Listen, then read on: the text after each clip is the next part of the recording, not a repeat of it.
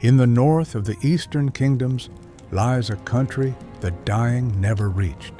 While the plague crept out of fallen Lordaeron and turned green fields to gray ash, while whole kingdoms were unmade in a single bitter season, and the dead rose to walk among the living, this one land kept its leaves. Its oaks still hold their canopies, its maples still flush gold in the turning of the year, its streams still run clear over pale stone, and in places its branches knit so thickly overhead that noon itself becomes a kind of dusk. By every measure we use to judge a wounded world, the hinterlands ought to be the one place that healed, or that was never harmed at all.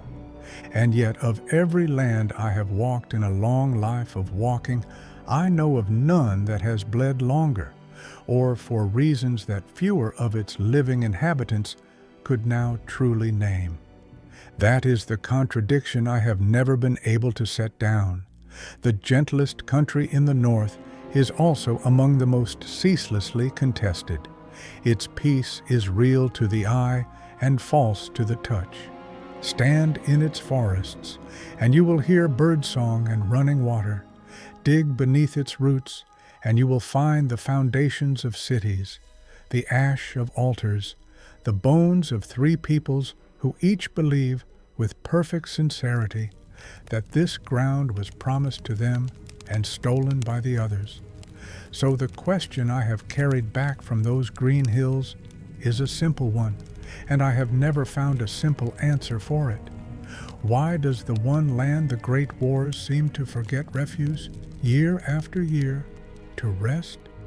I am Aldrich, who kept the records. In my youth I studied among the Kirin Tor in Dalaran, and in the long middle of my life I wandered with the Explorers' League, prying into ruins and reading the stones of kingdoms that no longer remembered their own names, the hinterlands. I came too late, and I returned to it often because it troubled me.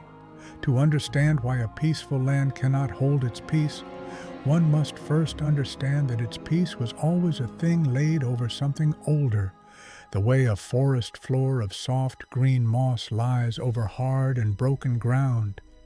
Begin with the land itself, for the land is the first character in this chronicle and the only one that has never taken a side. The hinterlands sit in the eastern reaches of what was once Lordaeron, hemmed by mountains on nearly every hand. To the south lie the dry red Arathi highlands. To the southwest, the Hillsbrad foothills. Westward, the cold passes of Alterac.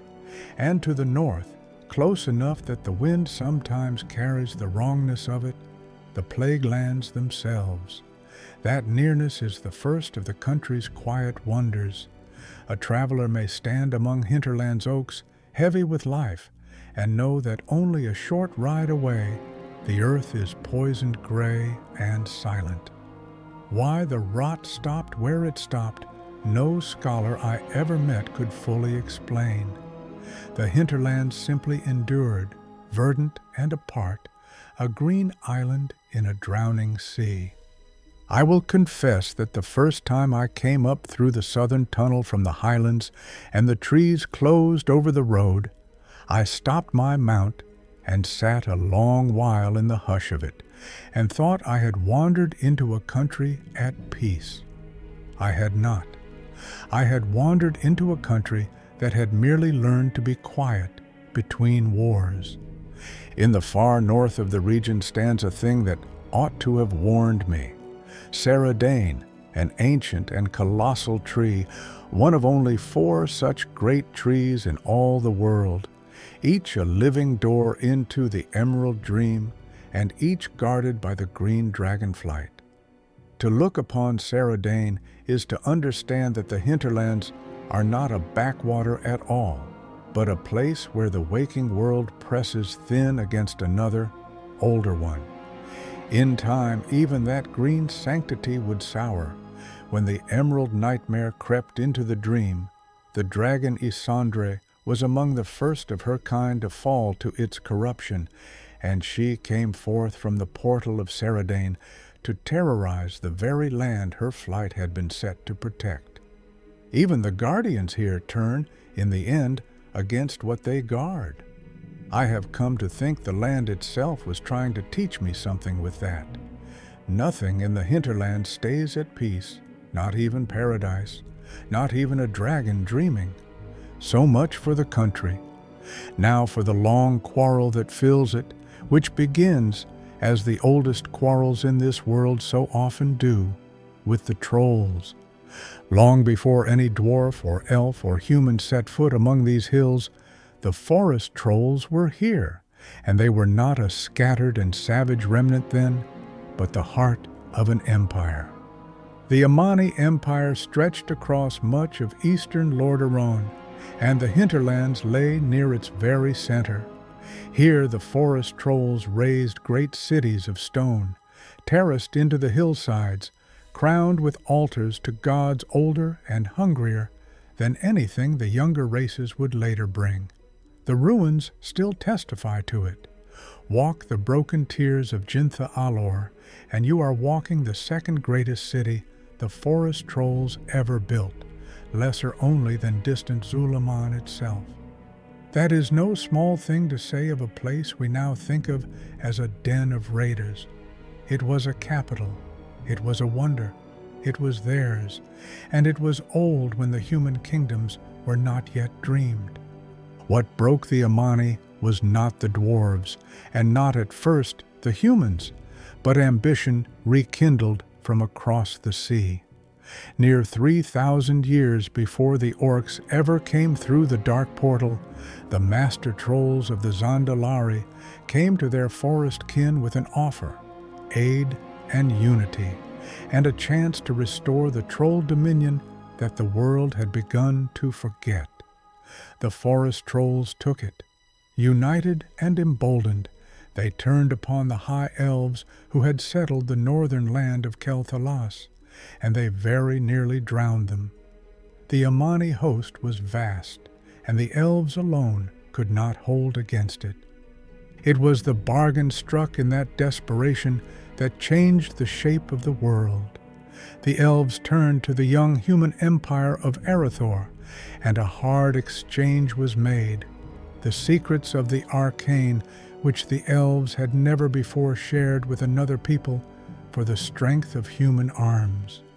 The chroniclers do not fully agree on who first demanded the trade or who reluctantly gave way, but the terms are not in doubt. 100 men of Erythor were taught to wield magic, the first human mages the world had ever seen, and with that union of steel and spell, the tide turned at last. The troll wars ended not in a treaty, but in a near annihilation. The Amani Empire, which had lorded over the north for untold centuries, was shattered. What remained of it survived only in scattered pockets, in eastern Quel'Thalas, and here, in the southern hinterlands, among the bones of the cities it could no longer fill. Hold that moment in your mind, because everything that follows grows from it. The forest trolls of the hinterlands are not, whatever the younger races would later say of them, mere monsters squatting in the wild. They are the inheritors of a graveyard. Every troll who fights in these hills today fights in the long shadow of an empire that was promised the world and lost it specifically to an alliance of elves and men. That grievance does not soften with the centuries. It calcifies. It becomes the bedrock under everything, the thing the trolls are truly defending even when they no longer have the words for it. In their diminishment, the survivors fractured, as broken peoples do, into 3 tribes who shared a blood and little else. The Vila branch were the strongest, and they held the old Amani bastions, Jintha'Alor, and the dark altar of Zul. The Witherbark were weaker, clinging to the temples of Shadra'Alor and the ruins of Hiriwatha, and the Revantask were weakest of all, so reduced that they kept no city and no fixed home. but wandered the land their ancestors had ruled, landless in their own country. 3 remnants of one fallen people, divided against the world and, in time, against each other. The pattern of the hinterlands was set long before the first dwarf ever saw its green hills. It is a land of remnants, and remnants, I have learned, make the most desperate and unending wars of all, because they are no longer fighting for victory. They are fighting not to vanish. Into that grieving country came the dwarves, and they came grieving too.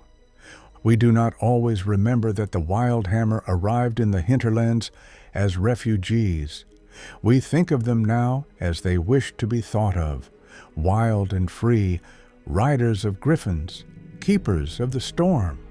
But more than 200 years before the Dark Portal, after the terrible civil war the dwarves call the War of the Three Hammers, the Wildhammer clan was a defeated and homeless people.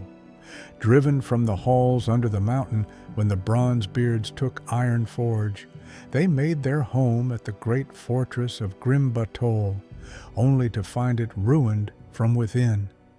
In the war, the dark iron sorceress Modgud had been slain there, and her death had left a taint upon the stone, a wrongness that no amount of labor could cleanse. Jintha'Alor became uninhabitable to its own people, so the Wildhammer turned their backs on the dark beneath the world and walked north, and they did not stop until they reached the hinterlands. And here something remarkable happened, something I have always thought beautiful in the way that only hard-won things are beautiful. A people who had lost their home beneath the earth chose to make their new home above it. The Wildhammer did not dig. They built upon the open mountainsides, in the wind and the light, and they turned away from the mining and the metalwork that had defined dwarven life since the beginning. They learned instead a closeness with the wild that no other dwarves had ever sought. They took up the shaman's path, listening to the elements rather than carving them. The chronicles record the change, but not its reason.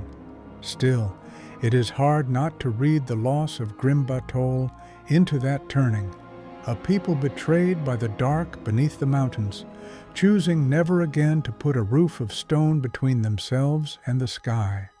And they found, soaring on the high currents above the peaks, the griffins, the great razorbeaks of the hinterlands, and between dwarf and griffin there grew a bond so deep that the clan raised an enormous monument in a griffin's likeness at the heart of their new city, Aerie Peak. I have stood beneath that aviary in the cold, clean air at the top of the world and watched the riders come and go, and it is difficult in that place to remember that these gentle-seeming dwarves arrived as a broken people fleeing a poisoned home. But the trolls remembered. To the forest tribes, the Wildhammer were not a wounded folk seeking sanctuary. They were squatters. They had built their griffin roosts upon ancestral troll land, and the trolls spared no chance to remind them of it, harrying the Aeries and striking at the dwarves whenever the wild offered cover. Here, already, is the engine of the whole tragedy laid bare. The dwarves were not wrong to seek a home. They had lost everything and needed somewhere to live. The trolls were not wrong to resent them.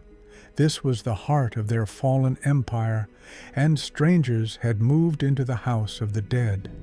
Both claims are true, both are rooted in real loss, and there is no arrangement of that ground on which both peoples can be made whole at once. That is the shape of the frontier. It is not a place where good faces evil. It is a place where two griefs collide and find they cannot share the same earth. As if to underline the point, a third remnant came to the hinterlands, and it too was a people in their twilight. At Quel'Danil Lodge, whose name in the elven tongue means the high peak, there settled a community of high elves, the High Vale, one of the very last enclaves of their kind in all of Lordaeron. They were already a fading people when they came, and the years that followed only deepened it. Then, most likely in the years after the Sunwell, the wellspring of their power was destroyed in the wars to come. The elves of Quel'Danil made a choice that tells you everything about what survival costs. They gave up magic. They set aside the arcane, the very power their forebears had wielded to break the trolls and had shared in that distant war with the humans of Arathor, and they laid it down entirely. The chronicles do not preserve their reasons, and even the timing is uncertain. But for a people who had drawn upon the Sunwell's light for some 7,000 years, it is not hard to imagine that, once the well was shattered, the old hunger for the arcane had become a thing they could no longer bear to feed. Think on the strange circle of that. The trolls were broken by elven magic 3,000 years ago, and now the elven heirs of that magic sit in the same hills, having renounced it, diminished, quiet, clinging to a hunting lodge in the woods of a land that the descendants of their old enemies still claim. So by the time the wider world ever bothered to look at the hinterlands, the country was already full of the dispossessed, the trolls who had lost an empire, the dwarves who had lost a home, the elves who had lost their light. 3 peoples, each carrying a wound that the other's very presence kept open. We speak of frontiers as empty lands awaiting settlement, but I have come to believe there is no such thing as empty land. There is only land whose previous owners have not yet finished grieving, and the hinterlands had become a sanctuary for the grieving, which is precisely why it could never be a peaceful one. For a long age the Wildhammer wished only to be left alone with their griffins and their storms, and the wider wars of the world passed them by. But the world is not in the habit of leaving the frontier alone, and when it came for the hinterlands at last, it came hard. In the years of the Second War, when the Orcish horde tore north out of the conquered south, the Wildhammer of Aerie Peak were so isolated, so wrapped in their own affairs, that they scarcely knew the orcs existed until the invaders blundered into their territory. Their thane in those days was Curdran Wildhammer, and his answer to the intrusion was the answer the storm makes to anything that climbs too high. From the backs of their griffins, the dwarves fell upon the horde from the open sky, hurling storm hammers wreathed in shaman lightning, striking and wheeling away before any blade could touch them. The horde had no reliable means to answer riders in the air. Their own dragons had been left behind with the fleet, and so their numbers were worn down day after day by an enemy they could not reach. But the orcs' war chief, Orgrim Doomhammer, was no fool, and what he did with the hinterlands reveals the cruelest truth about frontier lands. To the great powers, they are rarely ends in themselves. They are bait. Doomhammer reasoned that if he committed a force to the hinterlands, the Alliance would feel bound to defend it, and while their attention was fixed on those green hills, he could drive the bulk of his army north into Quel'Thalas, the elven kingdom, aided by Zul'jin and the forest trolls of the Amani, who had thrown in their lot with the horde. The gambit worked exactly as a gambit on the frontier is meant to. The Alliance commander Anduin Lothar saw the danger and split his strength, sending Turalyon and the mage Khadgar racing north to save the elves, while he himself stayed to help Curdran cleanse the hinterlands of the invaders. The dwarves prevailed in their own hills, and afterward Curdran pledged the Wildhammer to the Alliance at last. But mark what had happened. The hinterlands had mattered to the architects of that war not for what it was, but for what its defense could be made to cost the enemy. The frontier bleeds so that the heartland need not. The forest trolls who took the orcs' side did so for reasons far older than the war they had been drawn into. The Amani had been broken by an alliance of elves and humans 3,000 years before, and in the horde they saw a hammer large enough at last to swing against those same ancient enemies. It is not difficult to read in their choice the long ache of a fallen empire, a people who had passed all the centuries since landless among their own ruins, grasping at any power that promised the old glory back, even one that would never truly have returned it. Whatever they hoped for, the war reached into the hinterlands itself. The orcs raised a camp at Skulk Rock, and forest trolls stood among them there, Elder Torntusk of the Revantusk among that number, before the Alliance and the Wildhammer drove them from that ground and back toward the Alterac peaks. When the horde collapsed, the trolls' dream of restoration collapsed with it once more, and they were left exactly where they had begun, landless in their own country, only now with one more defeat to grieve and one more grudge to nurse. The next war touched the hinterlands more briefly, but it left a wound I have never been able to read without a tightening in the chest. When the scourge fell upon Quel'Thalas in the Third War, and the elven kingdom began to die, the elves did what desperate peoples do. They tried to save their children. They filled 3 ships with the young and the last of their refugees and sent them across the water toward the hinterlands, toward the Wildhammer, toward the one green corner of the north that the dying had not yet reached, toward Sanctuary. The gargoyles of the scourge fell upon the ships before they could ever make landfall. The few defenders aboard fought as defenders do, and it was not enough. The vessels were dragged beneath the water, and the children went down with them before a single one had set foot upon the green refuge that was meant to save them. I set that down plainly because it deserves no ornament, but I will say what I think it means. Even in its role as the last refuge, the green land could not be reached.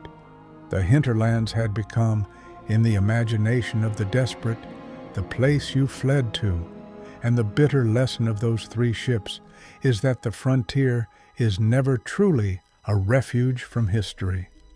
It is only the low ground into which all of history's overflow eventually drains.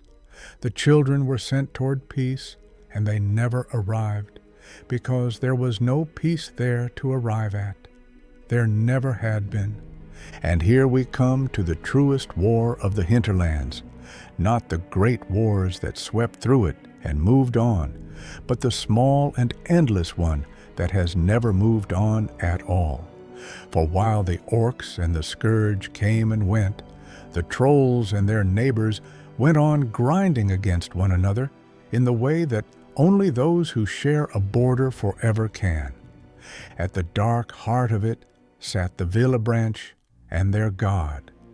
In the high city of Jintha'Alor, the tribe had given itself over to the worship of Hakar the Soul Flayer, the faceless blood god, and their rule was administered by the vile priestess Hex. To feed such a faith requires blood, and the vile branch found their supply close at hand in the weakest of their own kin, the Revantusk. The strong tribe preyed upon the wandering one, taking them not merely as enemies but as offerings, dragging them up the tiers of Jintha'Alor to die upon the altar. The horror of it deepened the deeper the Villabranch sank. They kept dark vessels of Hakar's tainted blood, and the foul magic that radiated from those vessels did more than empower them. It drove them slowly into madness, so that the tribe became not only cruel, but unhinged, devoted to a hunger that consumed their own minds. The cruelty came to a head some years after the Third War, when the Villebranche struck Reventusk village in a midnight raid and carried off 2 captives of great worth, Elder Torntusk, an honored leader of the tribe, and the guard captain Huntsman Malcor. Malcor they put to death without ceremony, and his remains were given to the beasts of the city. The elder, husband of the Revantusk matriarch Primal Torntusk, vile priestess Hex, meant to keep for something worse, a sacrifice to the blood God himself. That the elder did not, in the end, die upon that altar, that warriors of the Horde cut their way into Jintha'Alor and carried him home to his people, the Revantusk owed to a bargain they had struck long before. For of the 3 tribes, only the Revantusk had been willing to make it. When the reborn Horde sent its emissaries through the eastern kingdoms seeking allies, the Villebranche and the Witherbark refused them outright, too proud or too lost in their gods to bow to the orcs at all. But the Revantusk, the smallest and most beleaguered of the 3, looked at their long centuries of homeless wandering and at the Villebranche knives at their throats, and they said yes. In return, the Horde helped them raise Revantusk village, the first true settlement the tribe had ever held, after generations of calling no place home. It is worth pausing on that. The weakest tribe, by accepting the help of strangers, finally won the one thing the proud and powerful Villebranche had clung to all along, a home of their own, and hands to help hold it. Survival, on the frontier, does not reward strength alone. Sometimes it rewards the bitter wisdom to take a hand when one is offered, even an enemy's hand, even at the cost of one's pride. But every such choice on this contested ground creates a new enemy as surely as it makes a new friend. The Revantusk's bond with the Horde set them squarely against the Wildhammer dwarves, who had by then drawn close to the High Vale elves of Quel'Danil in a friendship of their own. So the lines hardened into a shape that would have been unrecognizable to the ancestors of any of them. Forest trolls and orcs, and the undead on one side, dwarves and elves on the other, and yet underneath those new alliances ran the oldest currents of all. The dwarves still held ground, the trolls called stolen. The elves were still the heirs of the people who had broken the Amani. The grudges had simply found new uniforms to wear. Even the Villebranche's faith in the end could not hold still. When their dark devotions to Hakar faltered, they did not turn toward peace. They turned toward another hunger, taking up the worship of Shadra the Spider-Loa and drinking her blood as they had once drunk their faceless gods. And when the world itself broke apart in the great shattering, the long-neglected hinterlands at last drew the full attention of both the Alliance and the Horde. The Wildhammer, their leader Falstad now seated upon the council that rules the dwarven realms, pressed eastward. The Horde brought the Forsaken and the strengthened Revantusk to bear. Together, the Wildhammer and the Revantusk laid siege to Jintha'Alor itself, the dwarves only to end the threat that had harried them for the better part of 3 centuries, the trolls to avenge their stolen kin and to claim, after all those landless years, the ancient Amani capital for their own. And when the city fell, it was Primal Torntusk herself who led the Revantusk into it. The wife of that very elder the Villebranche had once dragged toward Hakar's altar. The dwarves, their work done, cared little for the ruins they left behind, but the wandering tribe that had once owned nothing now held the second greatest seat their fallen people had ever raised. You might think that an ending, a wrong avenged, a home reclaimed, a long story closed. But I have walked too many ruins to believe in endings of that kind. The Revan task took Jintha'Alor from the Vela branch as surely as the Wildhammer had taken Aerie Peak from the Trolls, as surely as the Elves and Arathor had taken the whole north from the Amani 3,000 years before. Each conquest is a grievance planted for the next generation to inherit. The wheel does not stop turning. It only changes which hand is uppermost on the rim. So I return at the last to the question I carried down out of those green hills, and I find that its meaning has changed in the carrying. Why does the gentlest country in the north refuse to rest? I once thought the answer must lie in some curse upon the land, some darkness in the soil, the way men once thought of other haunted places. But the hinterlands are not cursed. The soil is rich, the water clean, the trees among the oldest and healthiest in all the eastern kingdoms. The land did its part. The land offered sanctuary. The trouble was never in the ground. It was in everyone who came to stand upon it. For the hinterlands is a frontier, and a frontier, I have come to understand, is not an empty place to be filled, but a meeting of edges, the rim of the troll world, and the rim of the dwarven world, and the rim of the elven world, all pressed against one another, with no room left between. And every people who came to that meeting came carrying a loss. The trolls had lost an empire and could not forgive the ground for remembering it. The dwarves had lost a home and could not afford to give back the one they found. The elves had lost their light and asked only to fade in peace, and were not granted even that. Each of them sought in the hinterlands a refuge from what the wider world had done to them, and each of them became, simply by arriving, the thing the others needed a refuge from. That is why the conflict never ends where worlds collide, not because the people there are crueler than others, but because they are survivors, and survival is not a generous condition. A people sure of its place in the world can afford mercy and forgetting. A remnant cannot. A remnant defends its small green corner with the whole desperate weight of everything it has already lost, and it sees in every neighbor not a stranger, but a creditor come to collect the last of what it has left. Gentleness is a luxury of the secure. The dispossessed cannot spend it. The peace of the hinterlands, then, was never a peace at all. It was a wound dressed in moss and leaves, quiet only in the way a battlefield is quiet in the hour before dawn, when both sides are merely catching their breath. The birdsong is real, the clear streams are real, and beneath them always are the foundations of cities, the ash of altars, and the bones of three peoples who each came seeking the same thing and could not bear to let another have it. I have set down what the records hold and what the ruins still say, and I leave the green hills as I found them, beautiful and unquiet and waiting.